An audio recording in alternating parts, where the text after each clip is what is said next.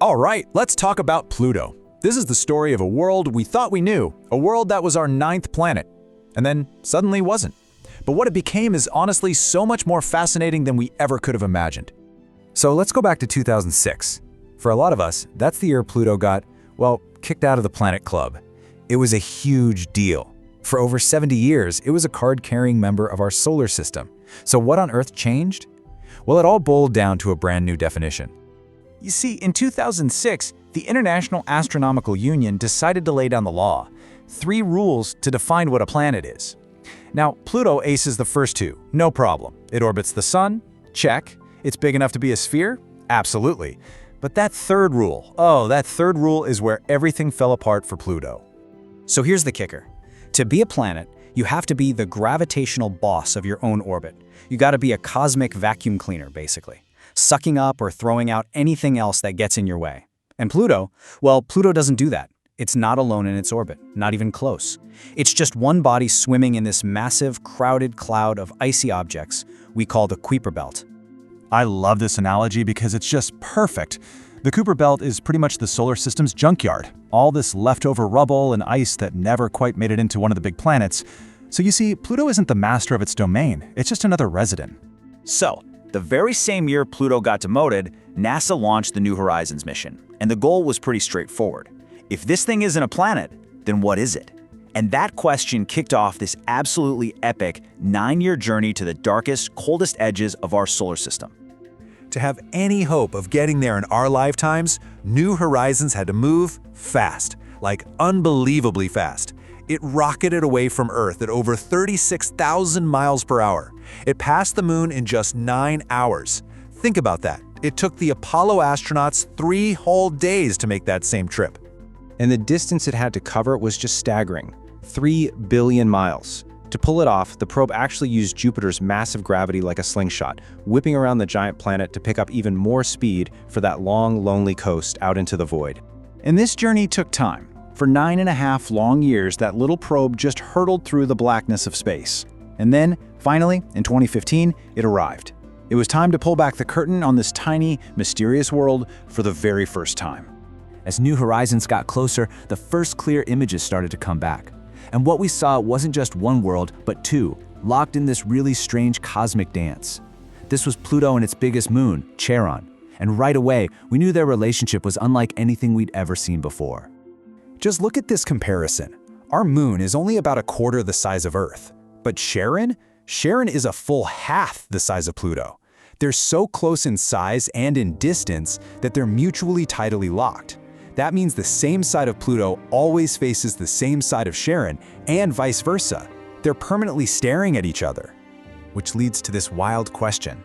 Since Charon is so big compared to Pluto, it doesn't really orbit Pluto at all. Instead, they both orbit a point in empty space between them.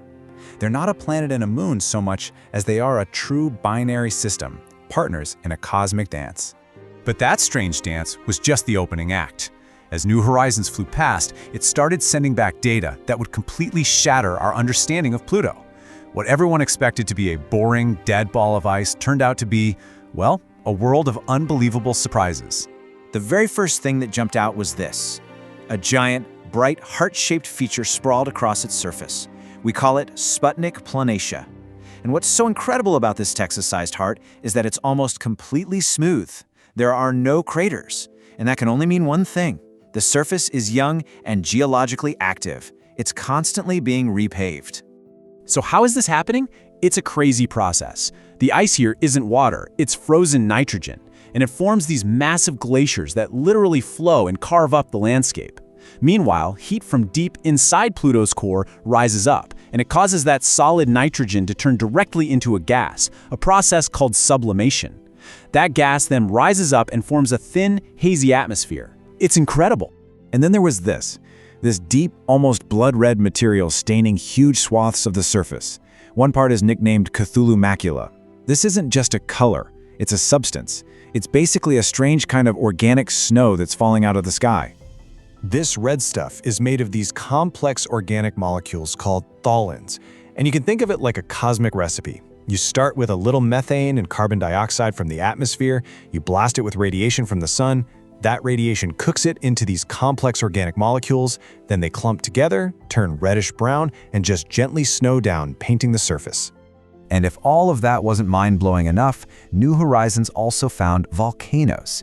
But these are not your typical lava-spewing volcanoes. No, these are cryovolcanoes, like this massive one called Wright Mons. They erupt a thick, slushy mix of water ice and methane that freezes and reshapes the entire landscape.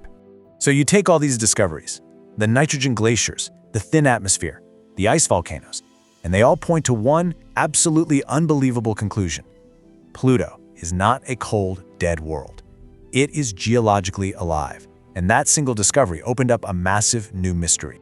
I mean, just look at this chart. The contrast is just night and day. Before New Horizons, we expected a cold, solid dead core, an ancient surface covered in craters. What did we find instead? A hot, active core driving a young, dynamic, and constantly changing surface. We couldn't have been more wrong. And that leads us to the single biggest puzzle of the entire mission. A little world this far out from the sun should have frozen solid billions of years ago. It should be a dead rock. So where in the universe is all of this internal heat coming from? Well, the leading theory takes us right back to its dance partner, Charon. The idea is that maybe, billions of years ago, a truly massive object slammed into Pluto, and that collision not only created Charon, but also injected a tremendous amount of heat deep inside Pluto. The leftover heat from that impact, plus the constant gravitational tug-of-war between the two, might just be what's keeping Pluto's heart beating today. So we end up right back where we started.